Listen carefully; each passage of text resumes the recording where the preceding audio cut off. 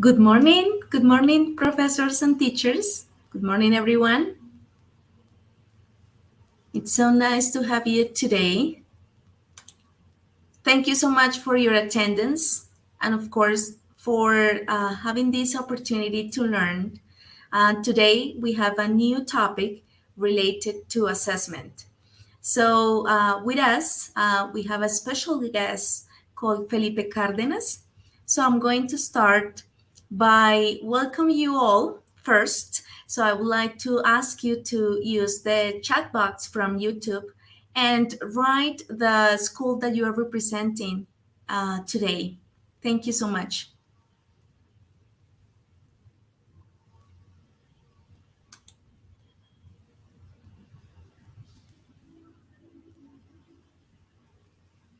Okay, welcome to teacher Joanna. Good morning, Sebastian. So this is an invitation that you teachers write the place that you're representing today, your school. Aleni, welcome. Good morning. So welcome to Carlo. He works at Paraíso de Manuela Beltrán School. Welcome. Teacher Julie from Jan Oriental School in Bosa. Also Janet Contreras from Colegio Bravo Pais. Welcome, Teacher Stella, Sandra, Teacher Christopher, Teacher Diana from Enrique Olaya School. So nice to have you all here. So we have a teacher, Aleni from El Tesoro de la Cumbre School, Olga Lucía from Colegio Miguel de Cervantes Saavedra. Welcome, everybody. So nice. Yeah. So today, as I said before, we have a special guest who will talk about assessment. So I'm going to start by sharing a little bit.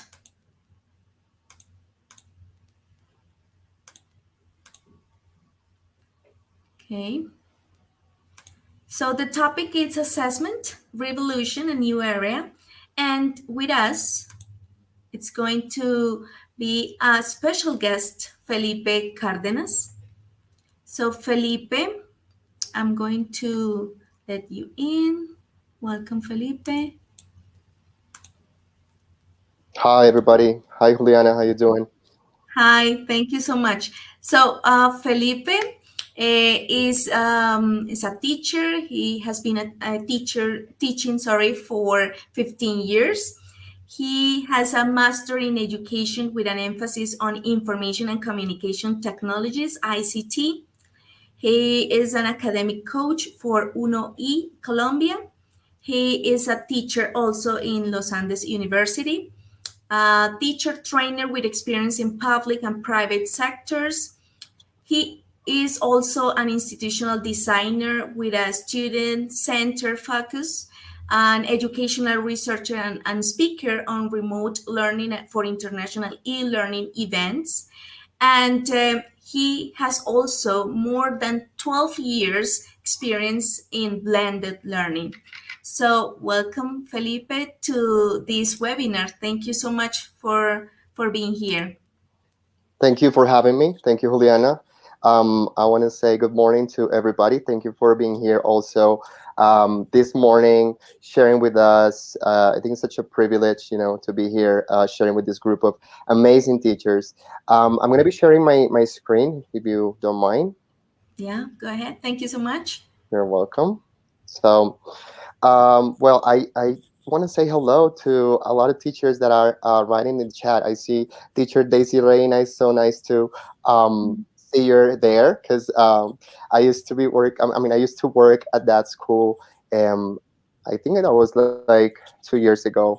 I used to go there Mhm. and work with this amazing group of teachers. So, welcome everybody. As Juliana said, we're going to be talking about assessment revolution, and I call this webinar Assessment Revolution because to me, um, there is definitely a before and after COVID, for everybody, and of course in terms of education as well. So I want to start my presentation also by telling you who this group of teachers are. In this picture, I want to show a little bit of me. These ladies right here were my teachers in primary and high school.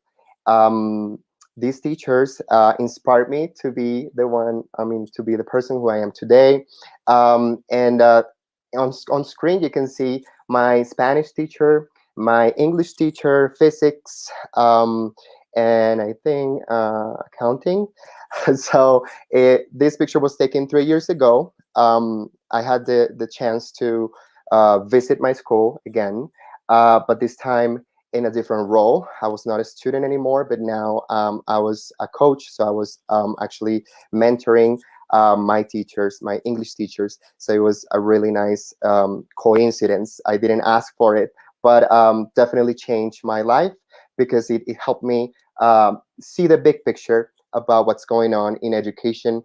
And yeah, so this is me basically. I studied at Colegio Jorge Gaitán Cortés, and so I've been on the other side. I just want to share that with you this morning because everything I prepared for this session is with that focus, like taking into account the context because I was a student, and now seeing it from a different point of view. So the objectives of this session are the following. First of all, I want you to rethink the new role of teachers. As I said, I think to me there was a before and after COVID. So what's going on now with us? Number two, we will examine summative and formative assessment. We will revisit those concepts, and also I'll offer some tips. Number three, we will identify teaching strategies to promote assessment for learning. And number four, we'll familiarize with high-performing classrooms. Okay, so I want this webinar to be interactive, and that's why I'm going to ask you to please go to Menti, www.menti.com, and participate with me with some questions that I'll be, asking you all along the session. This is the tool that we will be using. Also, we will be using the chat on YouTube, so you're more than welcome to write and ask questions or give us a comment. I have my cell phone here with me, so I'm also trying to see the chat in real time. So please go to menti.com and enter the code 4809-9772. Once you're there, please click on the like button. There is a like button. Okay, so I'm going to share that screen too. And then I'll be able to see who's actually logging in, who's there with me, and who's not. So I start where we can see people there already liking it. Great. Great. The code is on top. We're also sending the code through via chat. So let me just show you the code once again. 4809-9772. Please like, and do not forget that we will be using Menti throughout the session. So even if I come back to my presentation, please don't log out because you will be participating later. We already have 18 teachers. I'm waiting. I'm waiting for the rest. Great. 23 already.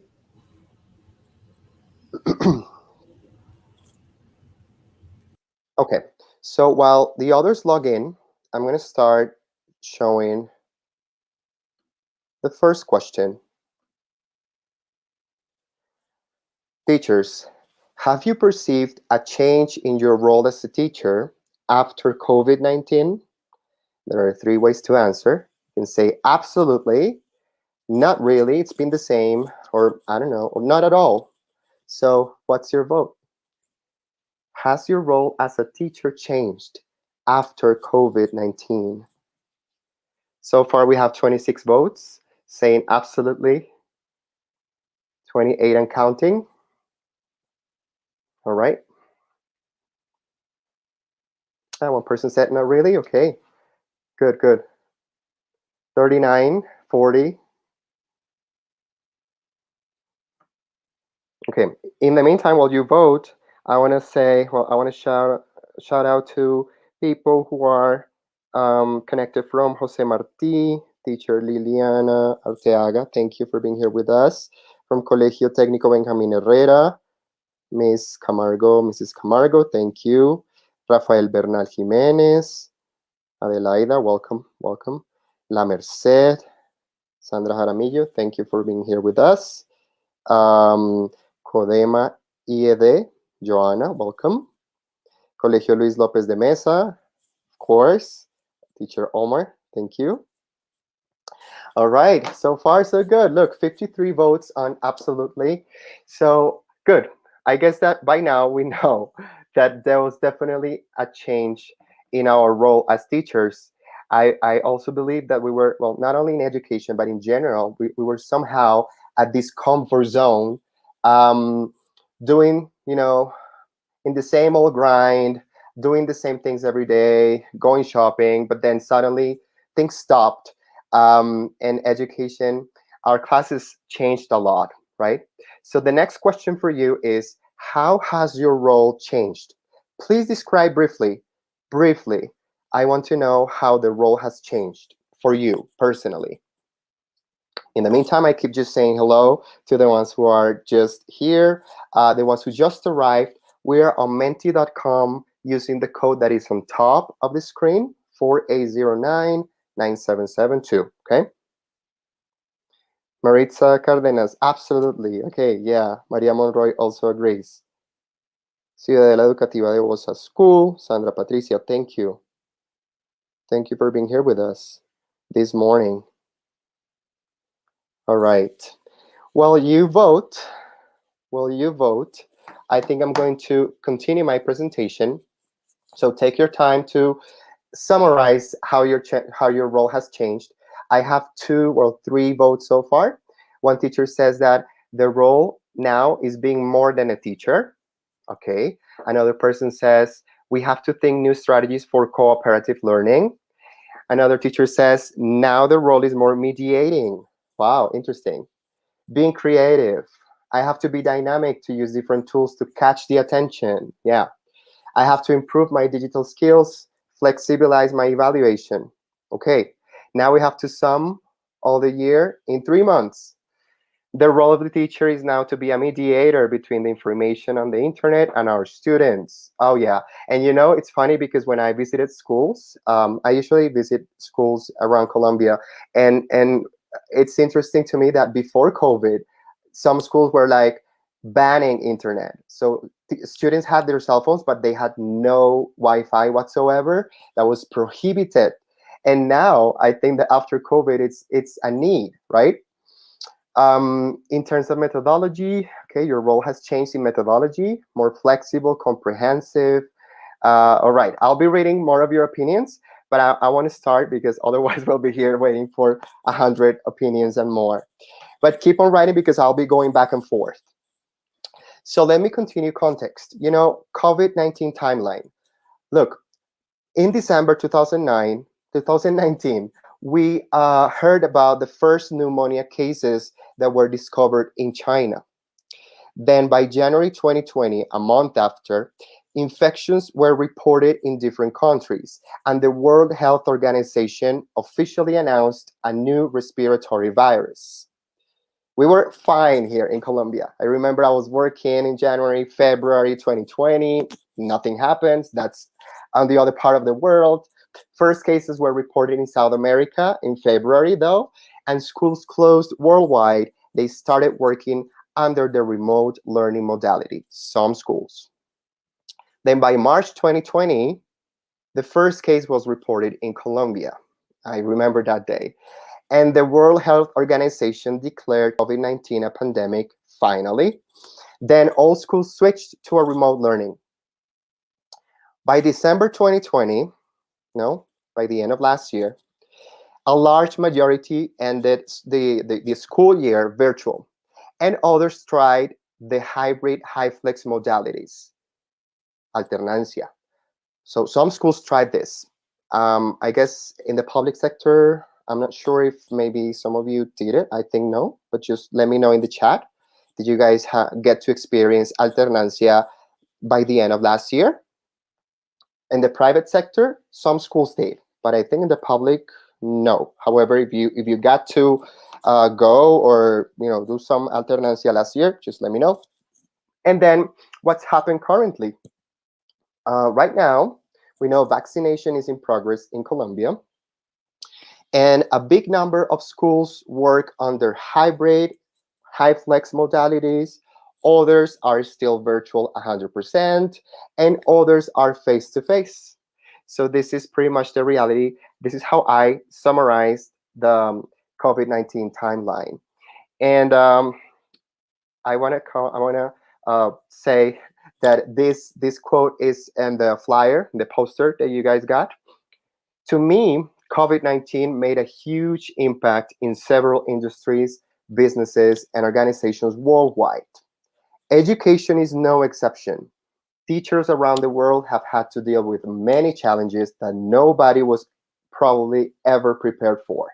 There is indeed a before and after COVID in our lives, and the new mission for educators is to keep up with high performing classrooms. I think there is a lot of expectations from um, society in general on teachers, right? So they expect a lot from us.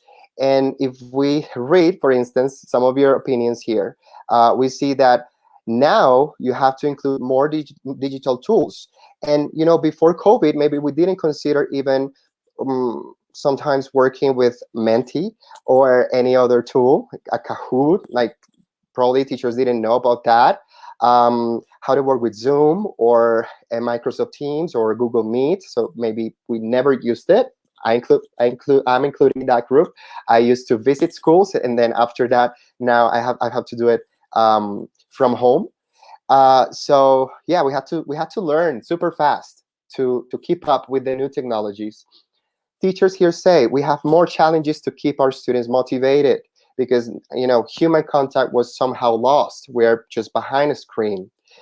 Some teachers say they have had to change dynamics, look for new strategies, resources, redefine daily tasks to adopt more interactive strategies. Because in class, of course, you can see students, you can point at them, and you can say, okay, what do you think? Right? But now it's like, okay, there's no camera, no mic. Is my student really paying attention to me? Is my student watching TV while I'm here making a big effort to convey everything, to get a message across? Technology. Technological mentor. Teachers are being more creative, improve ICT skills, always think how to implement tech tools. Wow, yeah. Being a psychologist, deal as a psychologist, administrator, nurse, instructor. Oh, wow. Being more flexible. Flexibility is the key word here. Using ICTs. Okay, what else? A lot of opinions here. New role. More creative, empathetic. I don't have the absolute knowledge. I don't have the control of my class. I need more time and different strategies to teach. I have to call my students one by one to connect with school. Wow. All right. Okay. Thank you. Thank you for your participation. I became a hybrid teacher. Wow. You can now add this to your resume. Sounds pretty cool. All right. So let's continue then. Don't forget, keep on using Menti. Please do not log out. We'll be talking about that. Okay. So the new role of teachers. Well, I found, according to Savory 2005, I found that teachers now need to be vocal. And what's vocal? Well, V as in visible. Visible. How visible?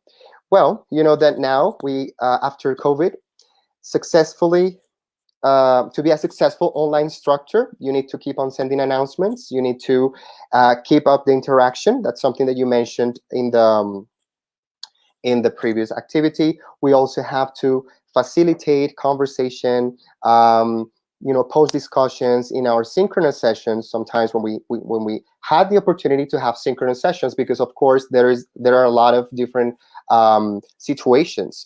Some students don't have the equipment. Some students don't have the internet, or the the technology to be in our classes, then how to offer timely feedback, how to connect, and what are those office hours, supporting students with regular virtual office hours. And those office hours became getting WhatsApp messages from parents very late at night, on weekends, right? So yeah, that is a big challenge. Online structures need to be seen in order to be perceived by their students as present in the course, just as do face-to-face course instructors. And this is something that we have to keep in mind. We need to be visible. However, it's not that easy, So we say, okay, the teacher has a big responsibility and it's to be visible all the time. But then our students would turn their cameras off, and then it's such a hard task, I have to say. All right, if I continue talking about being vocal, O stands for organized. Organized. And what does organized mean? Well, that you communicate objectives and expectations. Um, Maybe some of you might say, well, before this virtual era, I also communicated my objectives and expectations. Yes, but now the thing is that we have to provide explicit directions and clear due dates, and emphasize on the chronogram, and somehow being flexible, getting homework, assignments, evaluating, so the flow of the class, we can keep it as smooth as possible, because sometimes students can also get depressed, and they don't give their 100% anymore. So you started seeing a lot more problems, but we had to keep the class flow. We had to keep our classes practical, so that everybody will be doing something and just not connecting, right? Just not like logging in. C stands for caring, compassionate. So our role as teachers now, after as online instruction, is attempting to get to know individuals, attempting to get to know learners as individuals. And what happens when we have 40 students, 42, 45, 38, big groups? So it makes the task a lot more challenging. What about the necessary adjustments that I have to make to my own teaching, to my lesson, to my tools that I will be using? What happens if one of the tools doesn't work? Internet doesn't work. The equipment doesn't work. So those are things that, make us really, I don't know, wizards, magicians in our classroom. And also, very important, we teachers have to be very thoughtful, because you know that now everything that is posted goes viral. So I don't know if you got to see teachers who became viral for the wrong reasons on the media lately. And yeah, so sometimes they were just like nagging, calling students out, and then they would just post it on Twitter or Facebook, and then they will be just firing the teacher. Well, sometimes they were fair, sometimes not really. But then, we have to be thoughtful on what we say, how we say it, and at the same time respond to students' emails, doubts, messages, WhatsApp messages, chat, queries, and parents' queries. Even when you give a million instructions, they will be asking you, contacting you. Sometimes they don't take into account that we have a life, right? So, but still, we need to be caring. We need to be as in analytical.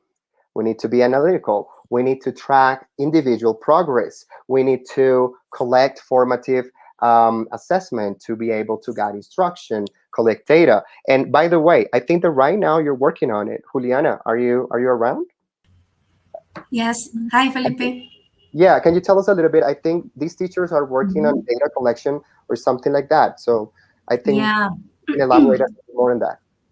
Yeah, with the teachers that they are working in an implementation.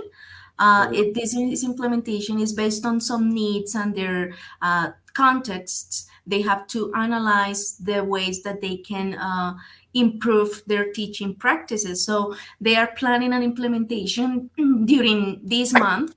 And well, the plan is to use a digital tool or maybe a pedagogical strategy, a method that they would like to use to improve their teaching practices or solve a need that they have in the classroom. So they are collecting data, they are observing their classes, planning an implementation in a schedule. So it's so nice that teachers are really motivated to improve their teaching practices.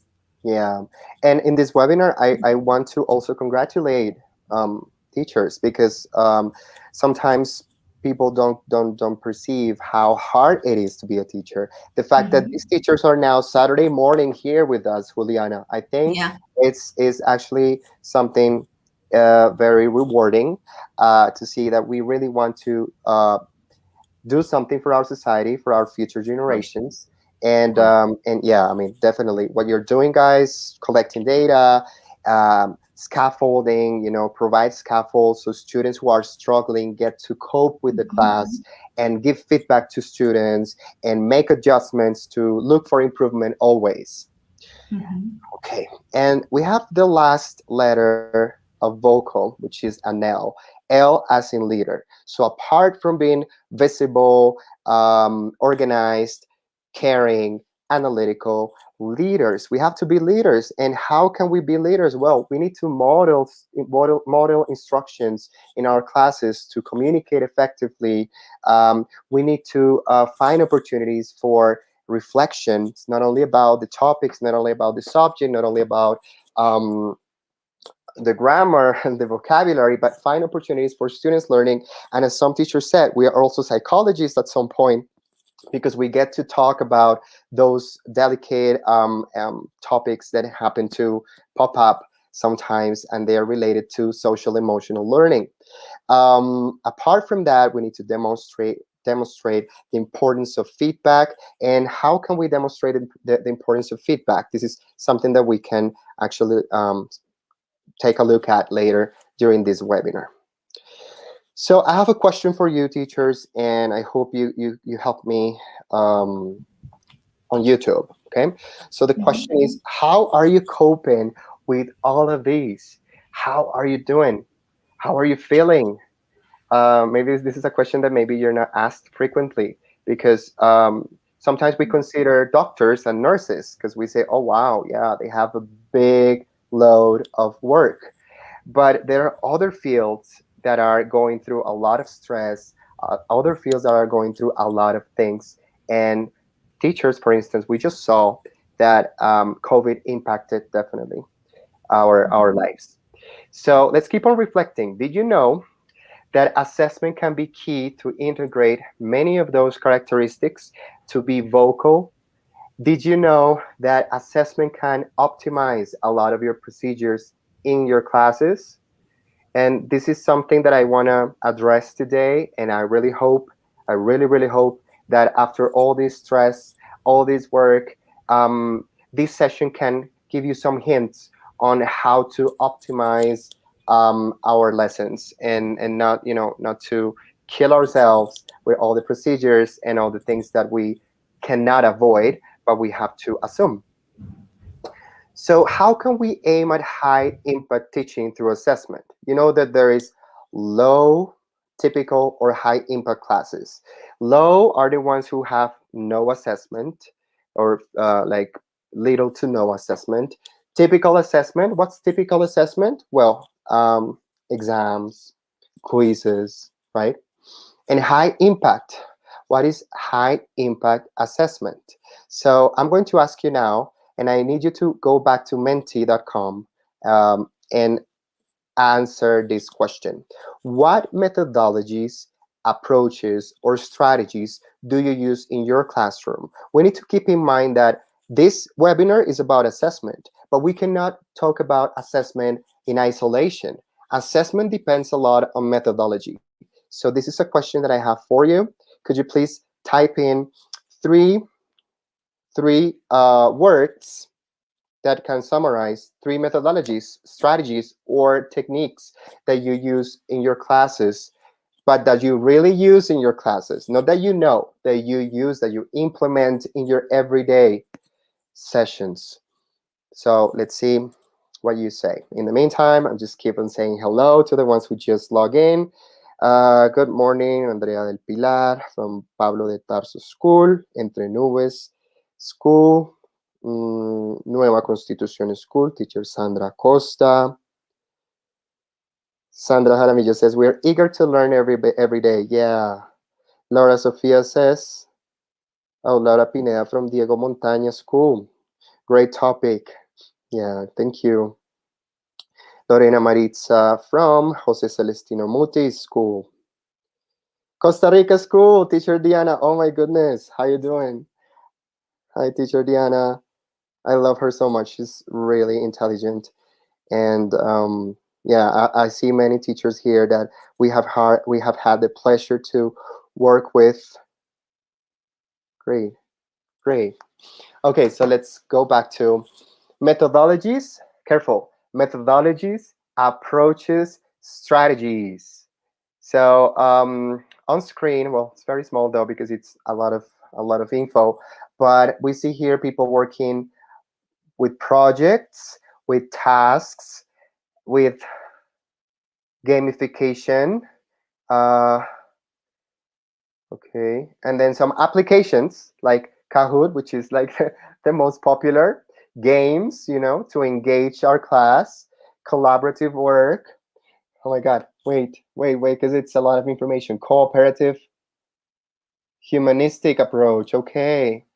Learning strategies, quizzes, flip classes, traditional teaching. Okay, yeah, traditional. Yeah, that works, and I've seen it. Um, this moves so fast. I can actually see. Juliana, do you see like something different apart from what I said? Well, teacher Joanna in the chat mentioned that community-based pedagogy and situated learning.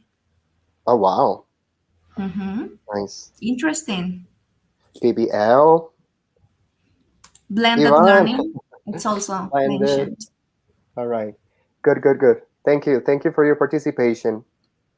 So now let's go back to my presentation again. Keep on using Menti because we will be um, asking you more questions through it. Mm-hmm. So, well, some of you mentioned project-based learning (PBL), and I'm really happy to hear that. Others say flipped learning.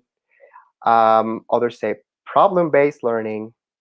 Others said cooperative learning, inquiry-based learning, gamification. So these are, let's say, some of the most recognized or famous or trendy methodologies, approaches, and strategies that we have been using lately. And that makes me really happy because there is now a little bit more student involvement.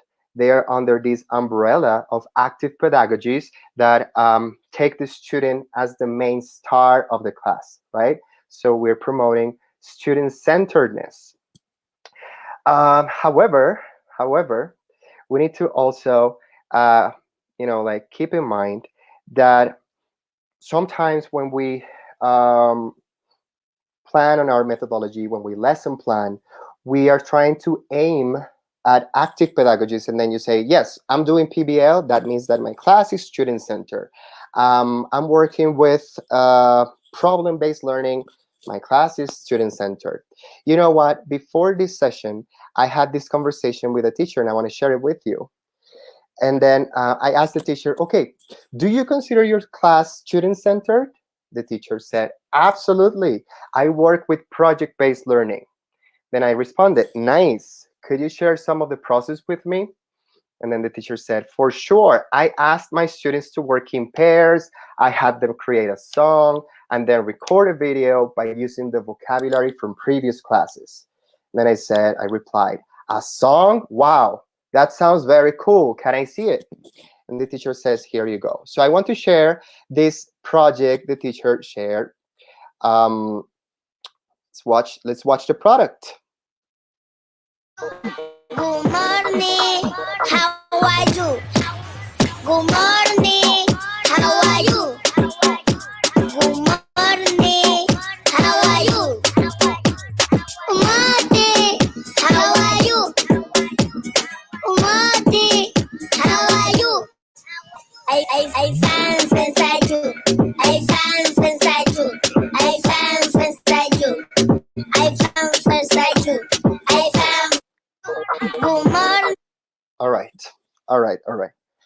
I hope that song gets you in the mood this morning. And I wanted to share that. That was actually fake. There was no teacher who sent me this. I saw it online. I watched it on Facebook, and I wanted to share it with you. But I found this quite interesting to reflect upon. And my question for you is: if this were your project, how would you assess this video slash song? How would you assess this song? How would you assess this video? Do you think the task aims at developing a competency? Do you think the task had a learning objectives? A learning objective? Do you think this teacher considered the basic learning rights? How long do you think these children, parents, took to create this video? Juliana, are you there? Yes, Felipe, hello.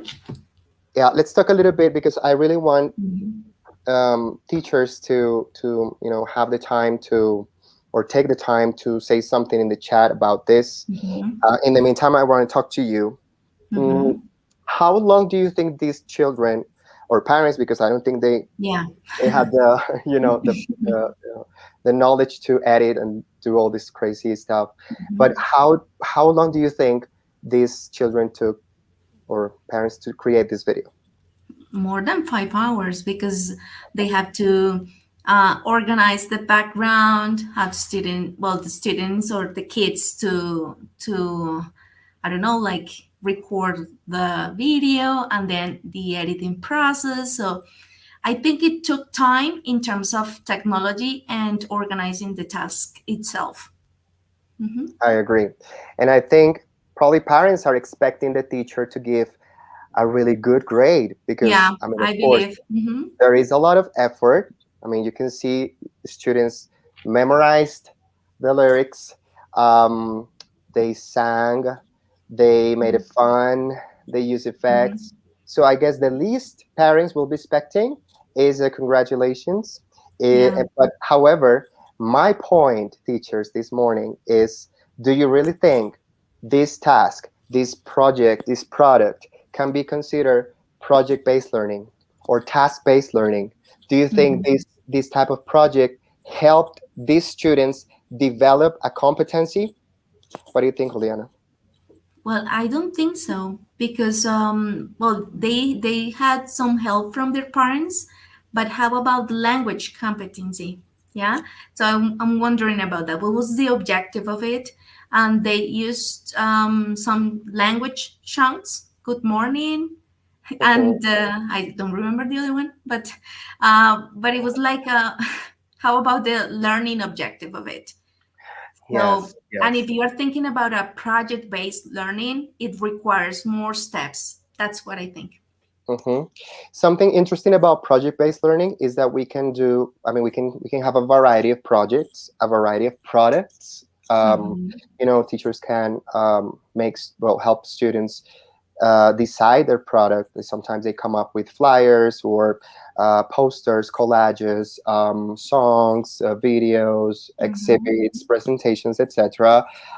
But like, what's the point of like really making students or like having students create these type of projects if they are probably after this class they might not apply things, or they might not be able to use in context or like speak or like listen and understand and being understood. So my question for you teachers this morning is: now think about the last task you assigned. The last task you assigned, did the Mhm. task aim at developing a competency? Did it have a learning goal? Did you take into account the basic learning rights? Mhm. How long did your students take? Well, Felipe, sorry. Hmm. One of the teachers, Lizeth Molina, mentioned is I think the strategy is good, but is it student centered? They needed help, and maybe it is better to offer them the tools to do it. And it doesn't matter if the product looks like that. Hmm. All right. Yes, Majeli Velasquez also says if the objective is about technology and the students did it, it's pretty accurate. However, the use of the language is really basic. Right. Mm-hmm.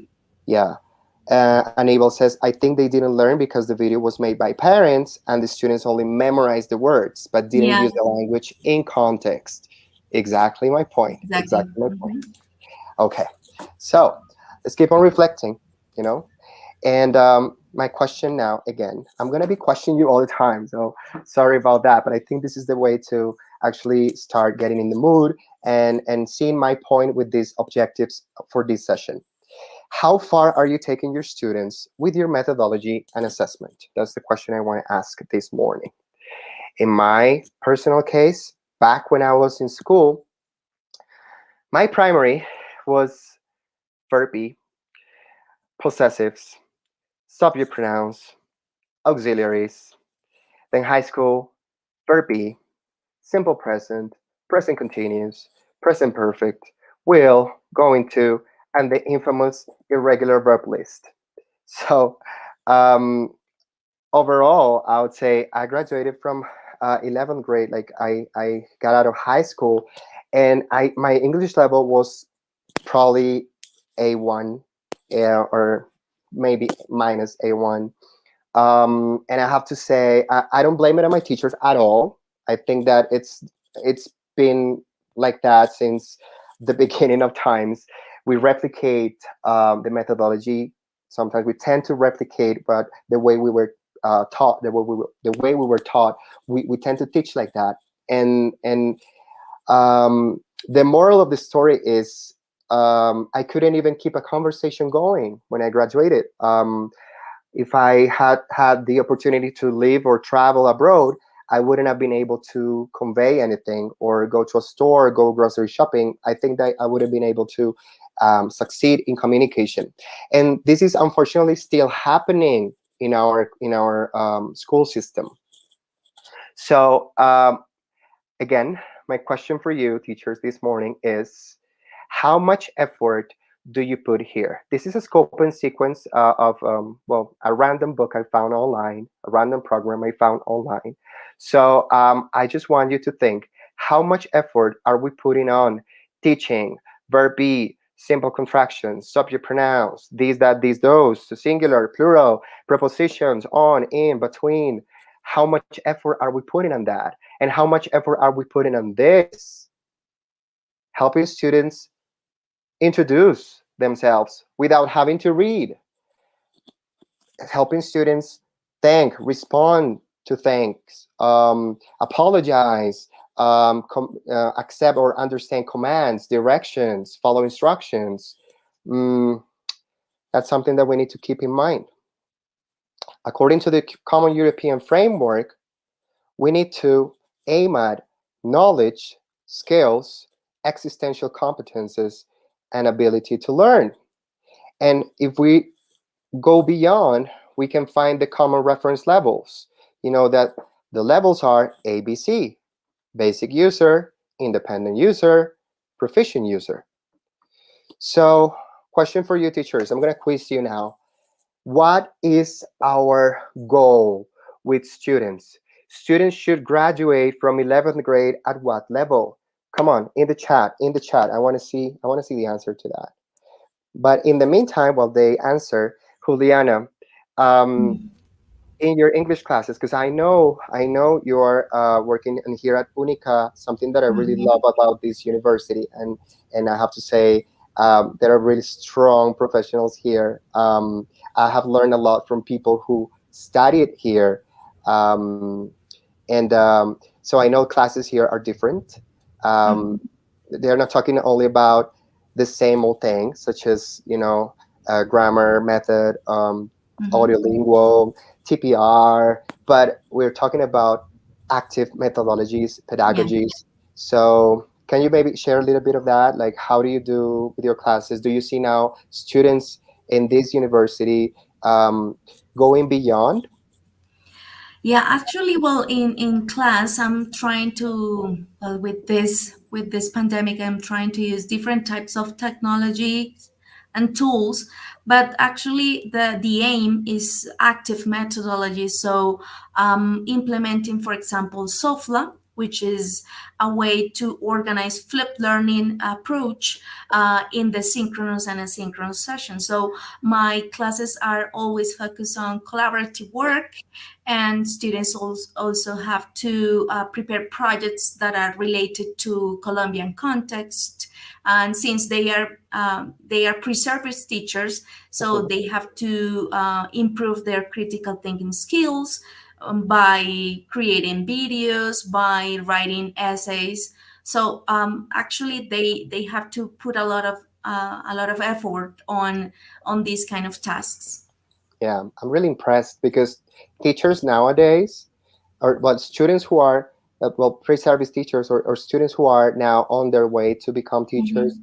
are really getting a lot of benefits from the latest methodologies and trends in education, and I'm really glad that's happening because we Mhm. definitely need a change in instruction. But okay, let's go back to the common reference levels. I was checking if Mhm. my teachers were actually answering. They say that students, when they graduate from 11th grade, they have to get a B1 level. The majority say that. Mhm. Others, though, say A2. A2. Yeah. According to the hours in the schedule, A2. Really? A1? No, no way. No Okay, way. no way. We need to take them to B1, guys. B1 threshold, independent users. And who measures that? The high stake exams, Prueba Saber. And Prueba Saber only has vocabulary, grammar components. So, and still, they struggle to get the B1. So imagine if the Prueba Saber had speaking or listening or writing. Do you think we could evidence somewhere higher? That's again something we need to reflect upon. According to the common reference levels, there is a self-assessment grade. And this self-assessment grade, let me just make it a little bit bigger, refers to, well, one of the sections, because there is understanding, speaking, writing. But you see here the first column right here, spoken interaction, spoken production. A1, A2, and B1. So think of um, sixth grade, sixth, seventh, eighth, ninth grade, and 10th, 11th grade. Right now, teachers, can your students evaluate themselves or assess, self-assess with this grade? Do you think your students in, let's say, 7th grade can do this? They can use simple phrases and sentences to describe where they live and people they know without reading, but just naturally? How about your students in 9th grade? Can they communicate in simple and routine tasks requiring a simple and direct exchange of information on familiar topics and activities? They can handle very short social exchanges, even though they cannot usually understand enough to keep the conversation going. Think about it. 10, 11th graders, 11th graders. Do you think 11th graders can deal with most situations that can happen while they'll travel? Um, they can enter unprepared into conversation on topics that are familiar. Well, I think this is a grade that is really interesting to check because it somehow gives us the big perspective of what we need to be training our students on. And what about the basic learning rights? This one right here that I took a screenshot of, this is from Derechos Básicos de Aprendizaje, 11th grade. This is number 6, and it says, the student in 11th grade expresses orally her point of view about a controversial subject previously studied through the selection or organization of information from reliable sources and use of clear and structured ideas. For example, the student addresses an audience and presents his or her opinions using notes. Look at the example. The death penalty is not the right way to reduce murder rates. Okay. Basic learning rights. How about Guía 22? This Guía 22 that was created like in 2006, almost 15 years ago. And it has the standards, well, the competences of writing and speaking and conversation, well, monologues and stuff. So this is something that we need to keep in mind. And now I think it's time to talk about summative and formative assessment and how assessment can definitely be a revolution into everything we have said so far. What is formative? What is summative assessment? Please, in the chat, briefly describe what summative and formative assessment is. So we have, can you tell the difference? Can you tell the difference between formative assessment and summative assessment? Juliana, let's give this teacher some moment Mhm. because I know there is a Yeah. little bit of delay. I don't know if teachers know this is live, but Mhm. it still has some kind of delay, like 10 to 15 seconds. So what I'm saying now, you will listen to it in 15 seconds. So that's why I try to give time and just have a talk with Juliana because I want to Mhm. talk to her and see, like in terms of summative and formative assessment, how do you um, Mhm. tell the difference? Well, actually, both of them requires a process in terms of the role of the teacher. Since, for example, summative of assessment, as you mentioned before, we have some tools to assess what the students accomplish a goal or not, or an objective, specific objective. So I usually use, for example, a quiz or an oral exam, or Mhm. sometimes I use a Kahoot quiz if I wanted to make it interactive. But the formative one, what I usually use is, for example, checklist. So I love including this type of tool so I can see if there is a progress on what they are doing. So I need to see if they mastered the topic by the end of the first part of the semester. So I use summative assessment, but while I use a checklist to see if there is progress or not. All right. Thank you. Thank you for sharing your experience. I'm seeing here people on the chat. In the chat, they say, "Hey, Di Roballo, very concrete." She says, "Formative based on process, summative based on results." Period. Mhm. Period. Yeah. And then other teachers, Yuri, Andrea, formative is qualitative, summative is quantitative, and then we Mm. have here summative when the focus is in the number, on the number. Formative when you focus on the process. All right. Great, great, great.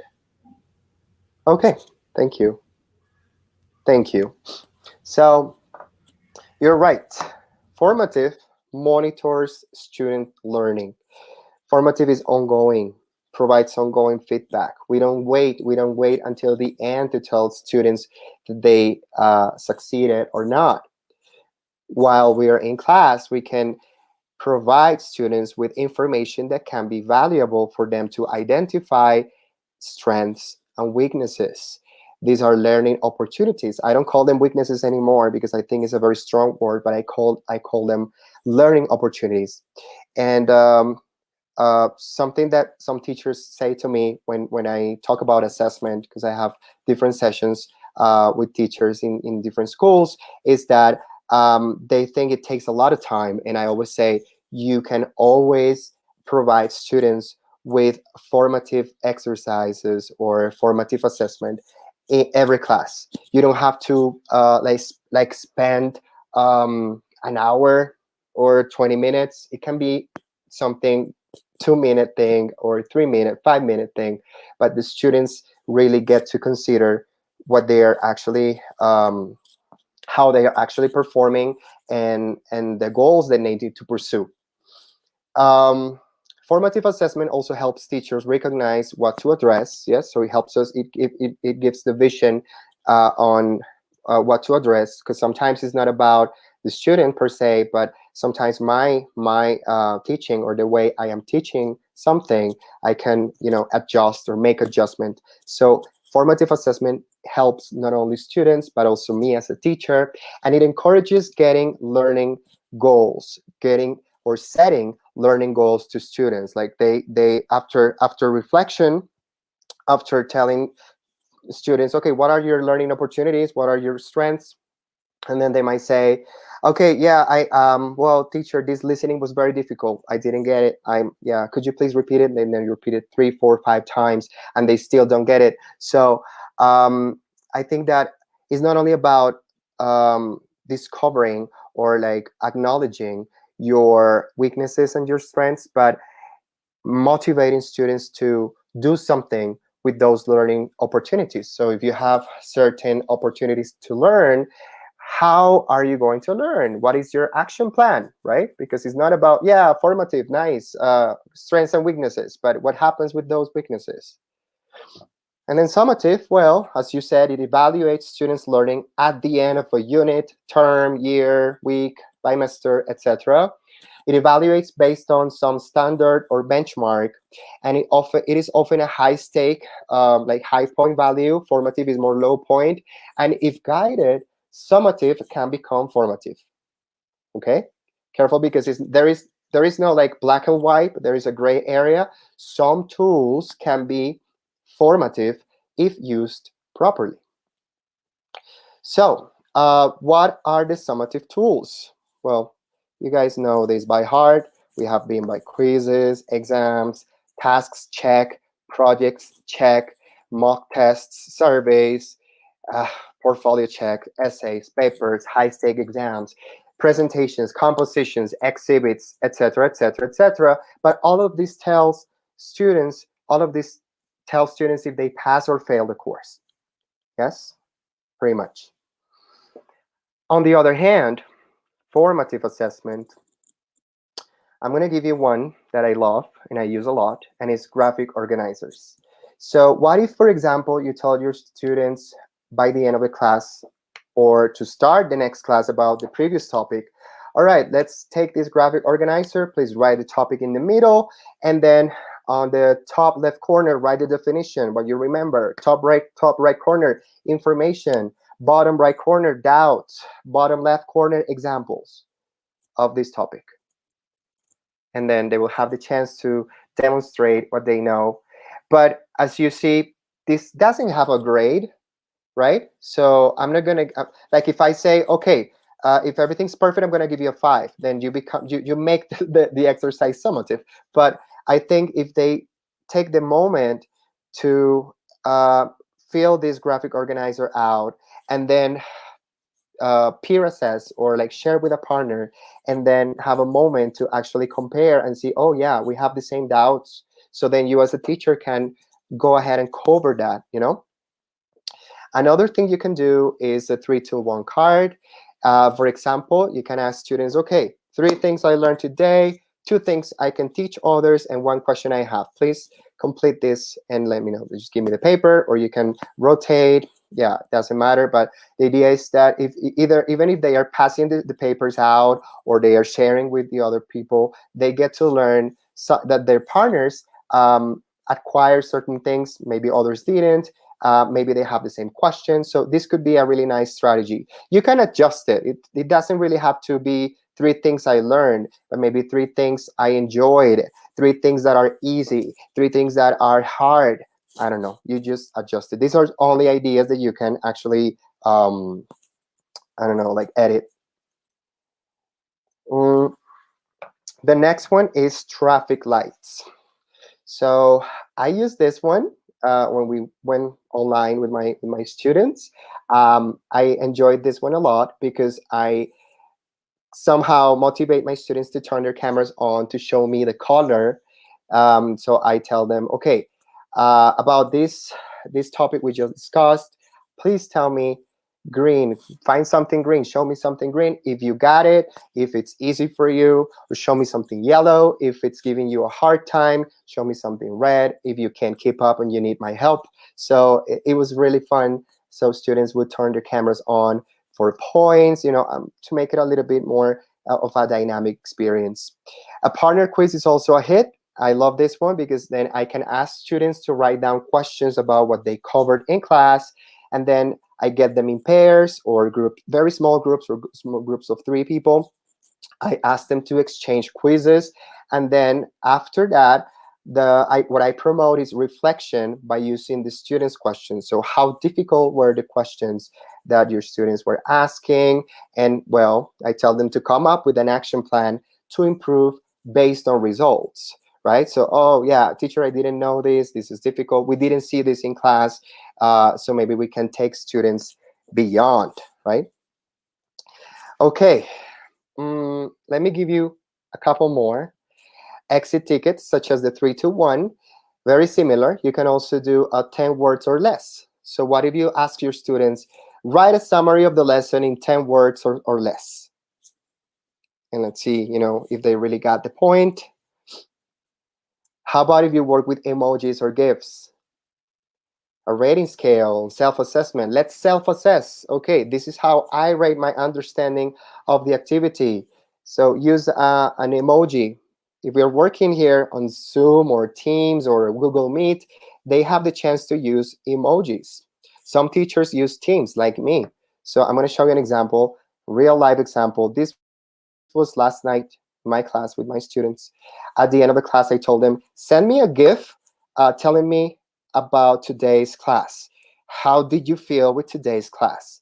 And then they came up with these crazy GIFs. So this is somehow a diagnostic of how well I did in my class, and if I need to support some students, so they were just sharing um, what their opinions like that using GIFs. If you haven't done it, I invite you to try to make it more interactive like that. All right, and there are tools that can be both summative and formative, such as rubrics. You know that a rubric is a tool for communication between instructor and student. And in terms of formative assessment, you can use a rubric for in-process feedback. This is obviously to be used for improvement, to see changes in the future. But you can also use rubrics for only evaluating the whole assignment as a conclusion of a project at the end, right? Important thing about rubrics is that they need to have a common framework and clear expectations. Very important that you show the rubric beforehand, right? Because sometimes we tend to show the rubric at the end. If we show it at the beginning, like before the project or the task, students know what we expect from them, what we expect. If we're consistent, we need to be fair on the descriptors, on the criteria, transparent. We need to help them identify weaknesses and strengths. And the criteria needs to be very objective, the same as the performance or the indicators the descriptors that you have there in the rubric, okay? So let me show you examples of rubric. What do you think about this one? This is a listening assessment rubric. So you see on the left-hand side, the criteria. So I'm going to evaluate audio content, identification of the most important facts, summary preparation, interaction. So the performance, low, and then it has the grade from 1 to 2.9. Basic performance, 3 to 3.9. High performance, 4.5. And superior, that would be 4.5 to 4.6 to 5. What do you think about this rubric? Have you used rubrics for listening? Tell me in the chat. Tell me in the chat. I'm here. I'm here in the chat waiting. Juliana, do you use rubrics to assess listening? Yeah, actually, yes. Sometimes, well, it depends on the input and the strategy that I'm teaching. So, for example, if I'm teaching how to take notes, especially I use Cornell notes. So I evaluate that they are including the strategy, and at the same time, I check if there is understanding when they are listening to the audio or video. Because we tend to always ask students, okay, now we're going to listen to blah. So your job is to please take notes. Take notes on, I don't know, the most important aspects. What did Aspects, you yeah. understand? how much do you understand from 0 to 100%? And then students would say, oh yeah, teacher, 60% or whatever. And then we usually ask them about certain ingredients, items, or objects that happen, or situations, specific situations that happen in the listening. But do you really conceive or take into account these criteria for listening? Here in the chat, some people say that this is a nice rubric. Okay. Teacher Carlos says that he doesn't usually use a rubric for listening, but for writing. Yeah. This one that I'm showing you here on screen now is an oral activity rubric. So for speaking, look at the criteria. What do you think? Tell me if you like it or not, teachers. I need to know. I need to know if you really like this rubric or not. The rubric says it evaluates knowledge and preparation of the topic, defense of point of view, and use of English. Again, the performance from 1 to 5. So take your time to read, but also tell me in the chat if you like it, if you think it's interesting or not.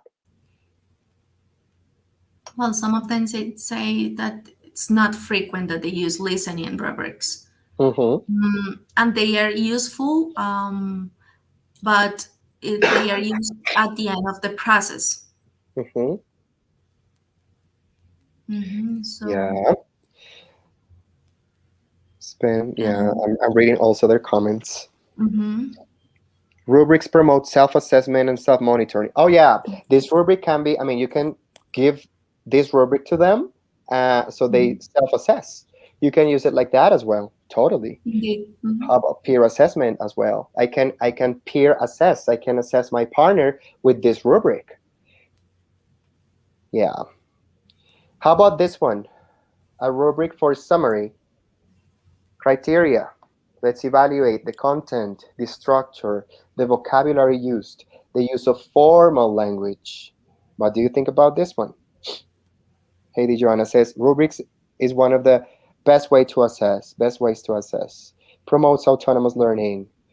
I like it, says BB. Practical and assess real objectives. Okay, so if you like these rubrics, I want to give you these resources. These are resources for teachers. Here is a list of British Council, BBC, and other websites that I found that could be quite interesting. So my question for you is, do you want me to share these resources with you? I'm going to wait, Juliana. If they say yes, please let me know in the chat. If they say yes, I will share them. If they don't want them, then it's fine. So please go to Menti. Tell me if you want them or not. Andres says, sure. Okay, so let's go to Menti. Do you want Felipe Cardenas to give you access to the resources? Let's vote on Menti. There's a yes, of course. Menti is www.menti.com.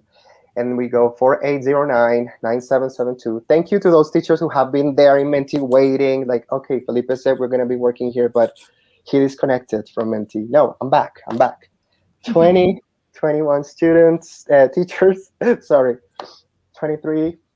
Okay, look, Juliana. 25, one, the rubrics that I showed. One says, I already have them, thanks. Awesome. 32, okay, I'm waiting.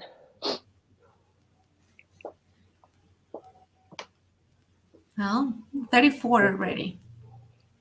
Keep on voting. All right, so I guess the majority said yes. So you know what, guys? These materials are available and have been available since 2017 or 16 when the suggested curriculum structure was released. So these rubrics that I showed you are part of the suggested curriculum structure, and I want to show you maybe here. I have it open. I'm not sure. I don't remember if oh, it's here. Yeah, wait. So you can go to tinyurl.com/suggested curriculum and then get on the PDF, So let me show you the content. In the suggested curriculum structure, we can find not only scope and sequences and the methodologies and the assessment paths, but the 6 section, page 134 on, oh, wait, look, rubric examples, grade examples for lesson plan, rubrics for each one of the grades from pages 129 on, and list of suggested resources, for speaking, for listening, for writing. So let's just take a look. Let's just take a quick look at that. Let's see if this is going to load. Look, virtual resources, activities for students, activities for teachers. So they're available, teachers. So if you want them, you can Google the correct suggested curriculum structure and get them for you. Or you can go straight to www.tinyurl.com/suggested curriculum. So that's why I guess some teachers, well, this teacher who said, I already have them, thanks, is because this teacher already knows the suggested curriculum structure. The rest of you, I invite you to visit this amazing booklet and profit from a lot of things that we have been speaking today. So speaking of the suggested curriculum structure, as you see here on screen, there is this scope and sequence. And something that calls my attention about the scope and sequence that they offer in the suggested curriculum structure is that they, let's say, they took the basic learning rights, the Guide 22, the Common European Framework, these three documents, and they mixed them and created this beautiful booklet that is available and that is helping teachers in Colombia since 2017. So something that also calls my attention is that if you pay attention and we compare this scope and sequence with the one that I showed you before, there are big differences. What is the main difference between this scope and sequence I'm showing you and the scope and sequence I showed earlier? In YouTube, in the chat, tell me, what's the big difference between this document and the one I showed you before?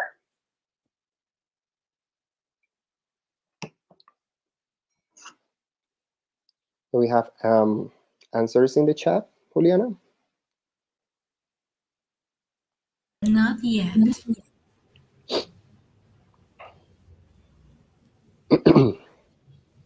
Well, they believe that. Well, teacher Diana mentioned that it's rubric. It's the way that students can make a reflection. Teacher Eloina, sorry, mentioned that they are the same. The scope and sequence I showed you in the exercise, remember when we were talking about making or putting a lot of effort or something, when I was asking questions, and I took scope and sequence from a random source.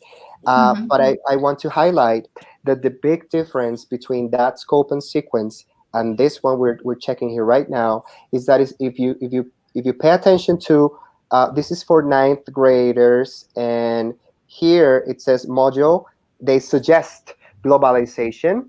So we see goals, functions, and objectives. Let's see. So teacher started writing here. Scope and sequence involves all the documents you mentioned. Yes. Maybe that the first one doesn't take into account the context. Okay, yeah, this is one difference, definitely, because this is context. This is based context based. This is for Colombia. This one we're seeing here. The other one, it was about I think it was a New York City based. So yeah. And they said that the first one included vocabulary, grammar. Bingo, Julie, Andrea, thank you so much. That scope and sequence focused a lot on grammar, vocabulary. This curriculum or this suggested curriculum structure focuses on functions of the language. So what they say in this curriculum is that 9th graders in the first term, they should give opinions on current social phenomena. They need to justify points of view on current social phenomena. They need to give and request information related to current social phenomena, describe experiences and plans related to the same, and express conditions related to the same. So It's different. It's different because we don't see here students should use when they say describe experiences and plans, but it doesn't say students should use the present perfect. Students should review going to, right? So our aim, our main objective is that we will be assessing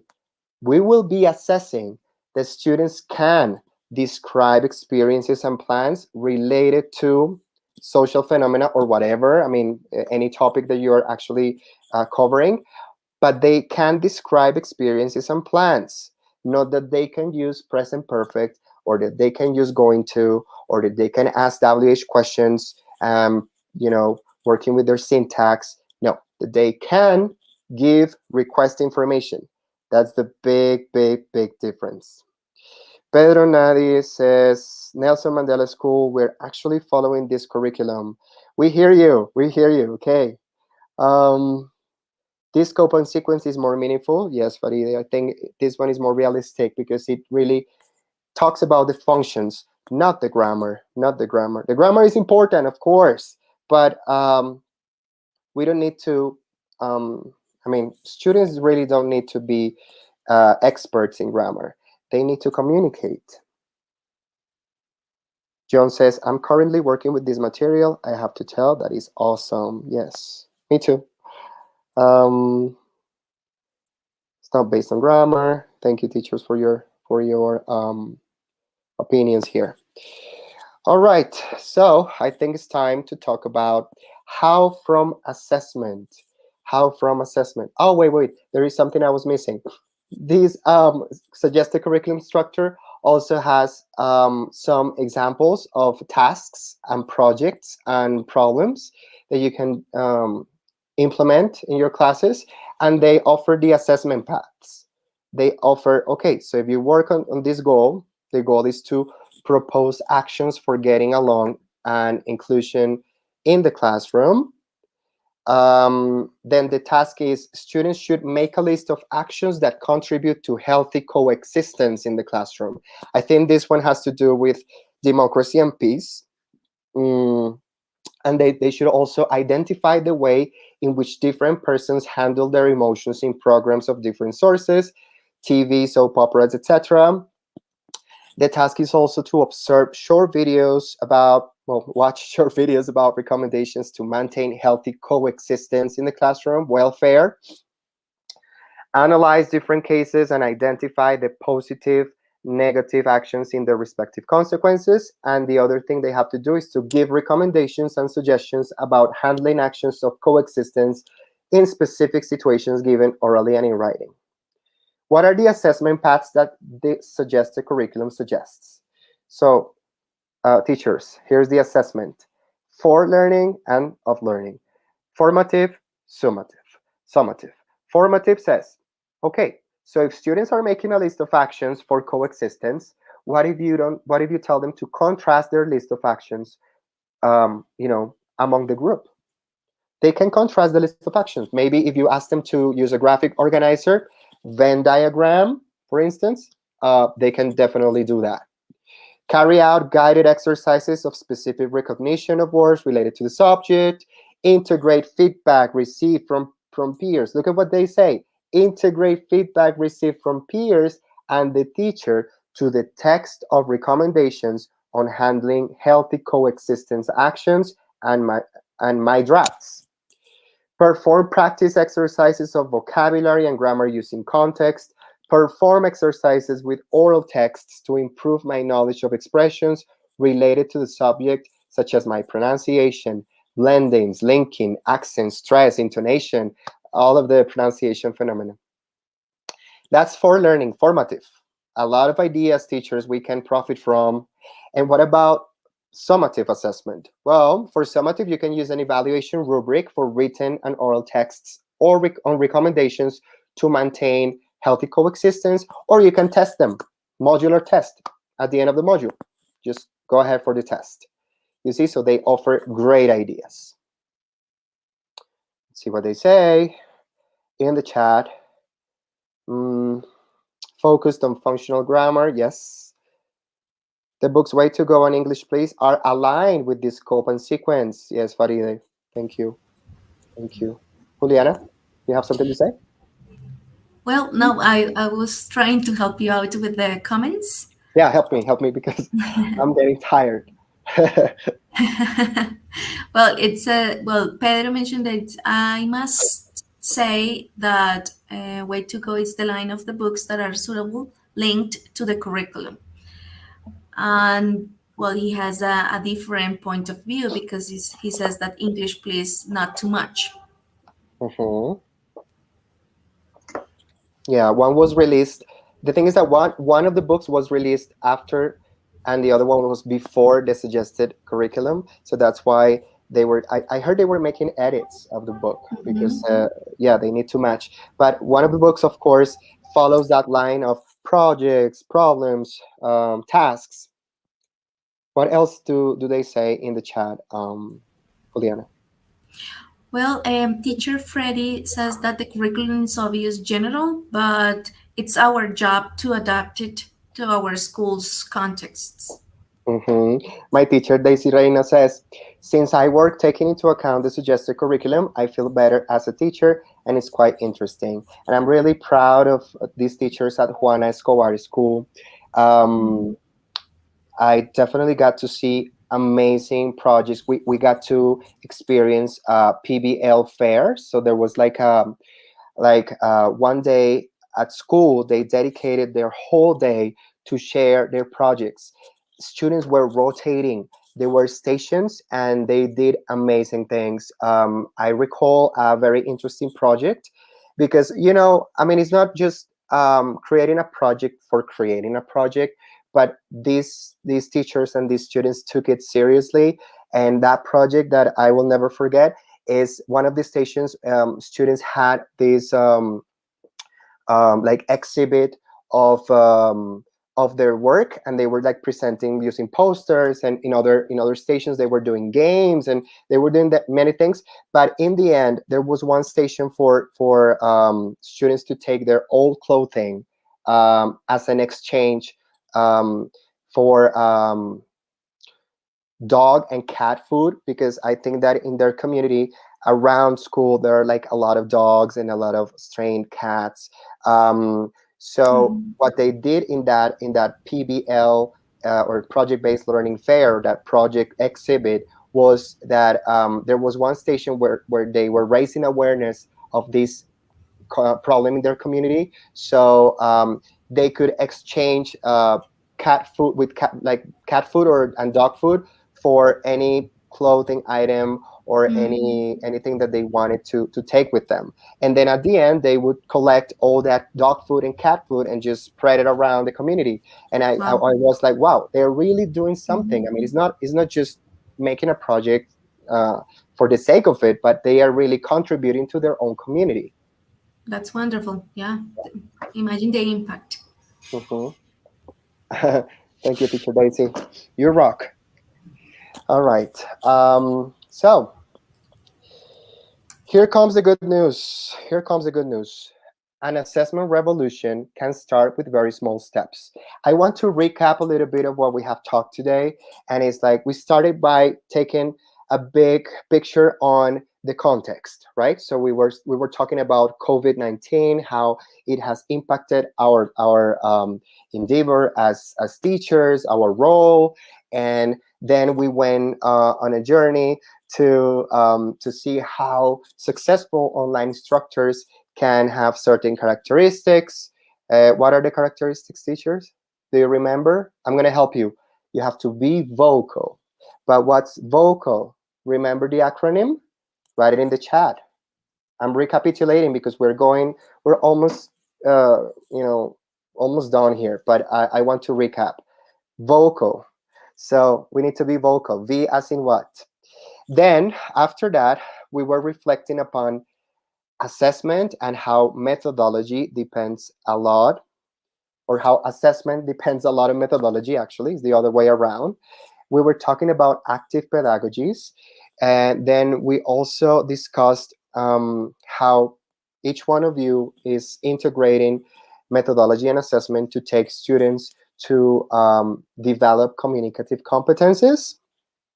I shared a little bit of what happened to me as a student in a public school, and then we went on revising the documents um, Colombia Aprende, that actually they're still there. You can get more materials. The one I show you today, suggested curriculum structure with the assessment path, with the suggested assessment path. But we also took our time to check on the basic learning rights, some rubrics, some material, Guía 22, and then finally talking about formative and summative assessment. So all in all, an assessment revolution can start with very small steps, and I'll tell you which ones. Okay, my teachers are contributing here. So what are they saying, Juliana, in the chat? I asked them about VVOCAL. Yeah, they are saying the meaning of the acronym. It says caring, leader, analytical, visible, organized. Yeah, all of Look them at are taking notes. Annette saying visual, organized, caring, analytical leader. Oh my God. Give her a prize. Blanca, we see you. Thank you for giving me all the characteristics. That means a lot to me. That means that you're really connected and we're having a great time learning together. I'm learning a lot from you teachers as well. So thank you. All right, so here comes the good news. These are some strategies that I hope can help you for high impact teaching. One of these strategies is called set clear goals and make them explicit.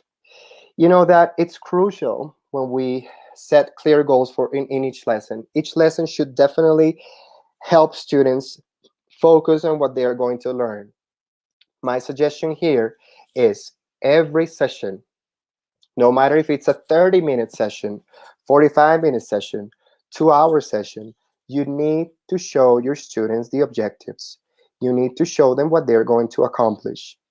I showed you my objectives of this session, and we will evaluate them for sure at the end. But you need to do that too.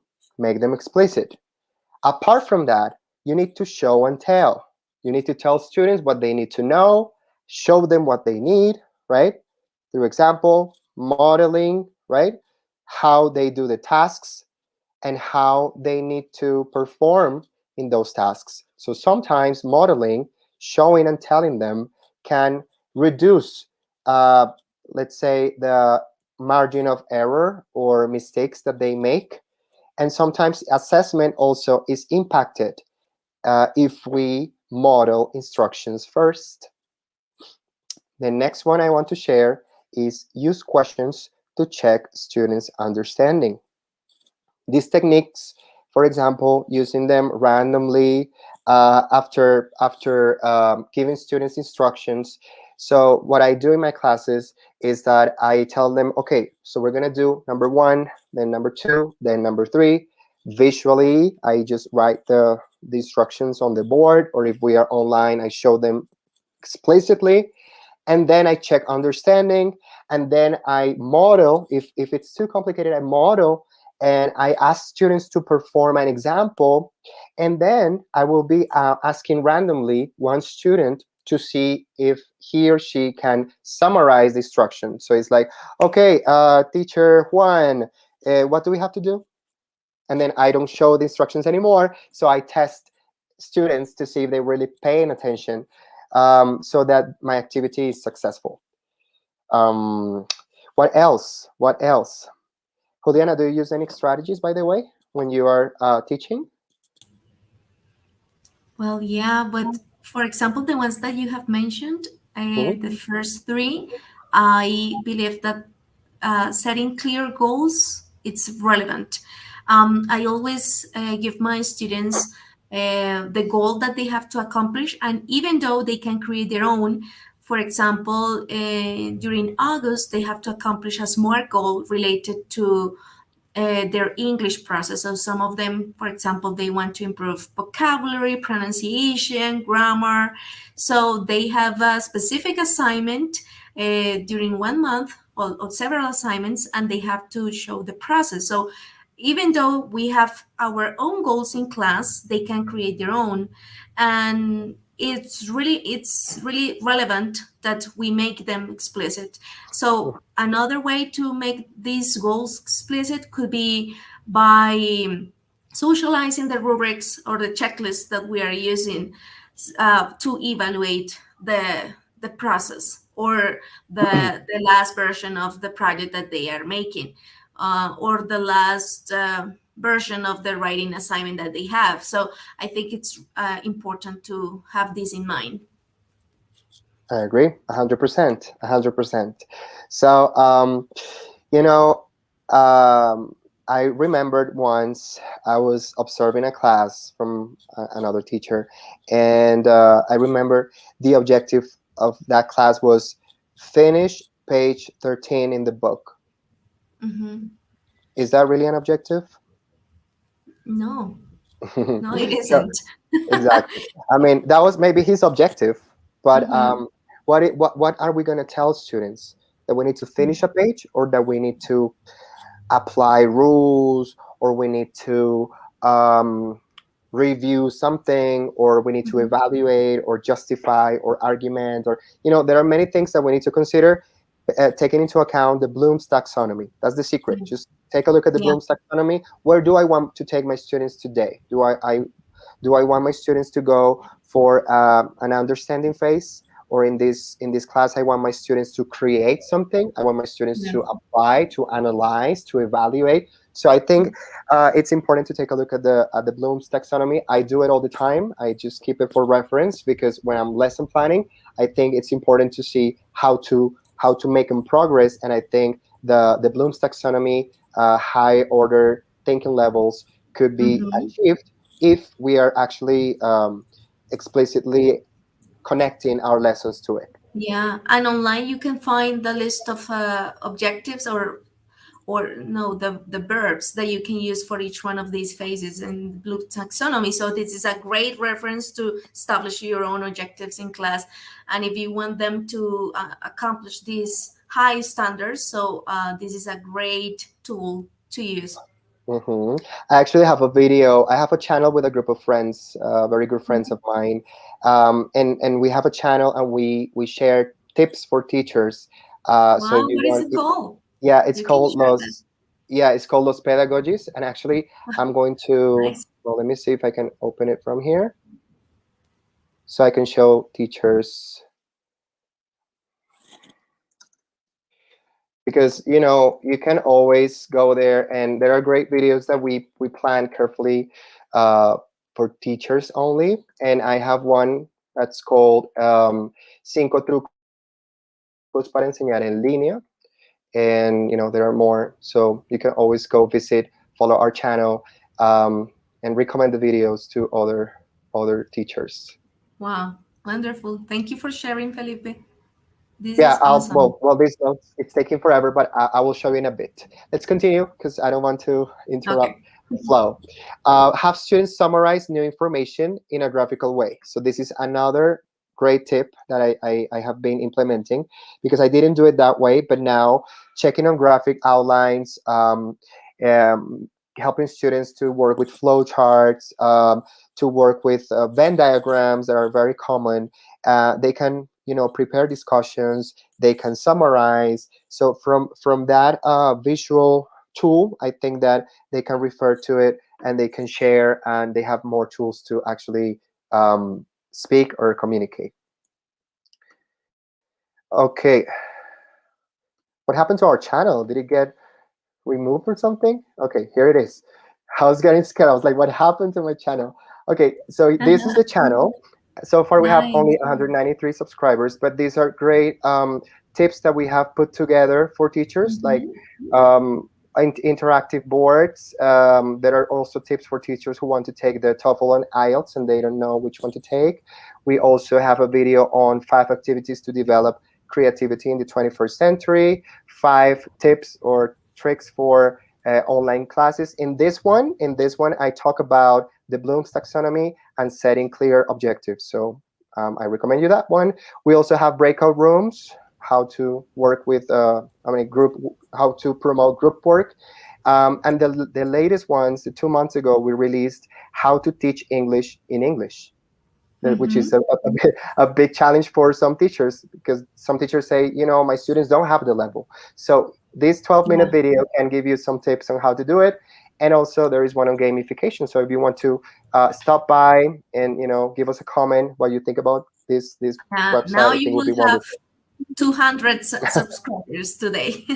I I'm hope. I sharing the hope. link. I'm sharing the link. Thank you. Yeah, no, I really hope so, because I really want to reach a lot of teachers, and I know it's been a complicated journey. So if you have teachers who need help, and maybe these teachers can actually, these videos can impact somehow their teaching styles or their teaching Mhm. lives, so you can share. Please share. All right. So let's continue with strategies for high impact teaching. Another strategy that works really well is to give students plenty of practice. Try other patterns. I think that the dominant pattern is always like teacher students, no? So like, let's practice, but then it's always under the teacher's control. What if students get to practice their knowledge and skills, in pairs, in groups of 3, groups of 4, not too big, because of course it will be really hard, but like, try to group students and give them time to practice. Sometimes students say, mm, teacher, I finished. I give them 5 minutes, and maybe a group might finish in a minute, and they go, okay, you have 4 more minutes to keep on practicing, right? Keep on practicing. We always have fast finishers, high achievers, but I think it's always good to ask our students to push our students um, to keep on going, to give more, because they have a great potential. The next one is provide students with feedback so they can refine their efforts. Provide students with feedback so they can refine sorry, their efforts. Um, Unlike praising, it's not praising only, because we can say, oh, very good. Oh, what that task was fantastic. Nice. Excellent, right? That's not really the feedback they expect. If we focus on the task, on the process, we won't be saying excellent, but we will be probably um, checking the tangible understanding of how they did, if they did well, if where they are at, or how they can improve. So I think this is something to keep in mind. Providing feedback is not focusing on the student, but on the process, right? The student's process. Um, Another one is to allow time for every student to succeed. So it's basically be flexible about how long it takes to learn. Not all our students learn at the same speed. And when you adopt a mastery of learning, everybody learns in a different way. So we need to try to cope and try to learn, or let these children succeed on their own. Even when we have a lot of issues that you have mentioned in the chat, I have read a lot of your comments. We have a big number of students. We don't have maybe the resources. Sometimes we don't even have time to teach, because then other activities at school happen. They interrupt our classes, or we have very little time to teach. But we need to find ways to do it at some degree, to let students shine. Another strategy for high impact teaching would be get students working together in productive ways. I mentioned earlier that, okay, you can give them plenty of practice, but sometimes it's not just working in groups.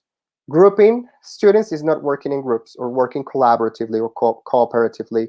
So to increase the productivity of your groups, I think that you need to be selective of the tasks that you are assigning to the individual roles in the groups, because sometimes they go to groups of 4, groups of 3, and then there is always that high achiever. There is always that heavy weight on one student. But if you give them roles, okay, so you're gonna be I don't know, the responsible of this, you'll be the secretary, you'll be taking notes, and you'll be the one who I don't know, presents results, right? So always giving roles can be key for group work. What else do we have? Teach students strategies as well as content. And this is something I learned at the beginning of this journey as a teacher. And then my life changed a lot when I started teaching strategies, you know, from assignments and studying to a characterization of what they do. It's more like we have something to teach, but we need to tell students how to succeed at that specific learning goal. Um, for instance, if we think about the execution of certain tasks, we also have to keep in mind that if today's class is about listening, I will be teaching my students on how to work with graphic organizers, for example, to collect data. If today's class is about reading, what about if I teach my students how to skim, how to scan? If today's class is about writing, what if I tell my students how to use clustering, how to outline, how to edit from drafts, how to refine text, right? If it's about speaking, you know, so it's always about um, finding the right strategies to help our students perform better. If the class is on speaking, I would teach my students conversation strategies to exchange meaning, to ask for repetition, to show interest, to show surprise. That's also important in language. And last but not least, nurture metacognition. What's metacognition? Well, it involves thinking about your options, your choices, your results, so students can have time to reflect. How do we nurture metacognition? It's very simple. From that data that they already have after you do the 3-2-1, after they do the graphic organizer, after they identify weaknesses and strengths, learning opportunities, after they do the exit ticket, how about you ask them for their own action plans to improve? This can be maybe something that we are not um, taking into account when using formative assessment. I know many teachers who love working with exit tickets, many teachers who love working with a lot of material that I shared and other tips that I shared for formative assessment with the traffic light, with everything. But then if you do those activities that are actually fun, what happens after? What happens after they say, teacher, yeah, listening is really difficult for me? Then you ask them, what are you going to do? Typical question, practice, teacher. I need to practice. Okay, how? How are you going to practice? Give me something tangible that you're going to do. Let's set goals, short-term goals, mid-term goals, long-term goals. But let me know what you're going to do, because I mean, you can say, yeah, I'm failing at this. Yeah, this is difficult. But what happens after that? So nurture metacognition. These strategies that I shared with you are part of a sketch note that I found on Twitter, this Twitter account, Impact Wales. And here you have all the evidence-based teaching strategies, all the ones that I just shared. They're summarized in this nice sketch note. So I want to ask my teachers in the audience, which strategy did you like best? Which is your favorite that you want to implement from now on? Juliana, which one is your favorite? While I'm checking here, what I can see, I really love the one of clear goals and peer feedback. I always have my students to understand the process of peer feedback Mhm. by using the rubric that we have for the task or checklist. So I also encourage them to write comments on their partner's work. So that's by giving like highlights and aspects to improve. So this is what I do in the middle of the process. So peer feedback actually works in my classes. And you know what happens with peer feedback? It's really cool when you get to discuss as a group what other Mm. people plan to do. and that has happened a lot to me. So then I say, okay, so you identify your strengths and your learning opportunities. What are you planning to do? Then maybe one student Mhm. comes and says, teacher, I'm planning to work with music. And then I say, okay, yeah, everybody listens to music. Everybody listens to music in English. But then how many of those people can really um, understand what the lyrics are about? So then you Mhm. push them, and then they say, okay, teacher, then I'm going to check on the lyrics, find with the dictionary, find the message, and maybe if I want to improve my pronunciation, I would be singing along, doing karaoke. Some Mhm. little things that they can do for good, like they can definitely put into practice, and they can show progress. But it's just listening to music to me, like is pointless if you're not really working on the meaning behind the lyrics, the writer's point of view, feeling. Mhm. I don't know, like what are we gonna do with music, for instance, right? Yeah, true. Teacher Mariana mentioned practice. That's something that she Which one? likes. Practice and clear goals and give feedback. Teacher Diana also says group roles, Mhm. effective feedback by teacher Uber. Teacher Liliana also says practice and peer feedback. Daisy Reina, she mentions practice and group work. Practice, practice, practice. But Yeah. again, remember that it's not practicing only, but it's just Mhm. telling students that if you give them 7 minutes, it will be 7 minutes of group practice. Even if I go to Mhm. other stations to check out my students, they should be practicing. They should be Yeah. changing roles, taking turns. Okay, I finished. Now let's read again. So they need to um, maximize opportunities of practice. All Mhm. right. So I want to share this that I found is a report on the OECD that says what makes high performing school systems different. Well, Juliana, could you help me read, please? Please, thank you. Yeah, I'm trying to see. Well, establishing learning objectives and assessments to help students reach high standards.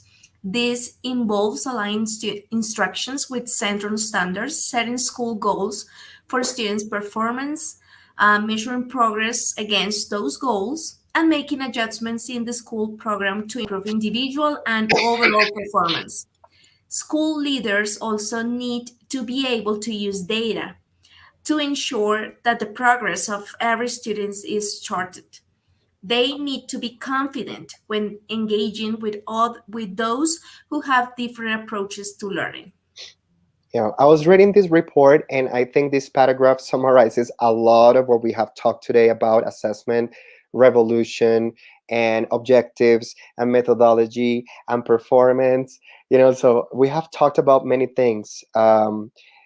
I definitely consider assessment in us is not only the evaluation process or the evaluation or the result of the process, but it Mhm. involves something. It connects to everything that is going on. It shouldn't be at the end of the class only. It can be at the beginning, in the middle of the class, and using these strategies or these tips that we have already explored. So before we go, because we have like 10 more minutes, I want to ask you, when was the last time your students assessed your class? And you can answer, I'm not sure if it's on Menti. Let's see. Let's go to Menti though. Let's go to Menti. Mm, but this question is interesting because, oh, well, the Menti thing is about how satisfied you are with this webinar. But when was the last time your students assessed your class? You can answer in the chat, please. Um, and this question is relevant now because if we think about assessment is not only students, teachers, students, but assessment can also be done Yeah. for your classes. Students can assess your classes. You can assess the school's system, the administration. So assessment happens everywhere. And this is a question you can answer. When was the last time you asked your students for assessment, for feedback about your lesson? You can also vote in the mentee, and Mentee, just yeah. tell me if you feel good with the webinar. I hope so. We have some mixed opinions, but thank you so much. In the meantime, I'm going to be reading the comments. I'm going to open the mentee because I have two last exercises. So I am going to ask you for how satisfied you are, and Mhm. also there is one last question you can answer, and the question is, what are your thoughts of this session? Okay. Mhm. Well, meanwhile, teachers are saying that 3 months ago they had feedback from students, long time ago. And at the end of the term, I tried to do it. At the end of the year, with the teachers, they have an evaluation format. Last week, um, at the end of the class period or trimester, last week, last class on Monday. That's what they are saying. Okay, and how was that, Carlos? Tell us a little bit, tell us briefly how you asked your students to assess your class. I want to know. Mhm. Yes, teacher Carlos Chaparro, would you like to share a Hmm. little bit more about it? Well, and the other teachers, if you want to describe briefly, they say last class, last week. Yes, so their students assess your class. That's interesting. We need to keep on doing this, guys. We need to keep on doing this. I think it's part of Mhm. what makes us better teachers, and is asking for feedback, asking your students to help you refine your classes, to make adjustments. Of course. Yeah. Teacher Diana Patricia Salamanca says that she does it whenever she implements a new strategy. She's like, okay, Mhm. getting feedback from students. Yes, That's great nice. idea. Yeah. Hmm. And then teacher Ingrid Johanna says, I guess never. I never asked them to do it. Just at the end of the year because the school asked them to do it. Yeah, yeah. Yeah. Surveys, school surveys. But okay, now from now on, teacher Ingrid and the ones who haven't done it, maybe it's a good opportunity to start seeing how your students perceive uh, your activities, your methodology, the assessment. So. Mhm. Yeah. All right. I'm still getting some more answers. I want to read some of the thoughts that teachers are um, sharing on Menti. Don't forget menti.com Yeah. 4809. I want you all to help me out with this survey. Hmm. So, the thoughts on this session. Some teachers say that they want to apply the tools they learned today, review lesson plan, objectives in class. Yes, because maybe we have been working teaching the same grades. We already know what to do, but probably we can check the objectives and refine them. That would be a nice way to Nice. start. What do you say, Juliana? Do you have any more comments? Well, yeah, they'd say that thank you so much. It was a very useful topic, and they're saying that they have learned a lot on this topic related to assessment. Thank you so much.